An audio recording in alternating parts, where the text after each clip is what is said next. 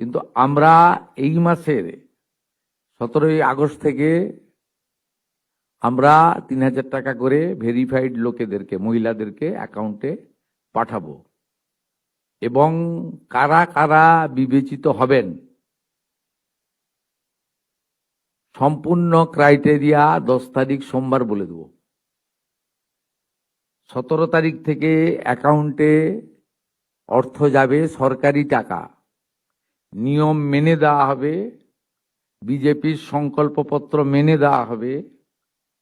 একটা স্কিম তৈরি করতে গেলে, দিতে গেলে যে ফাইন্যান্সিয়াল মিনিমাম ডিসিপ্লিন লাগে সেটা রেখেই দেওয়া হবে।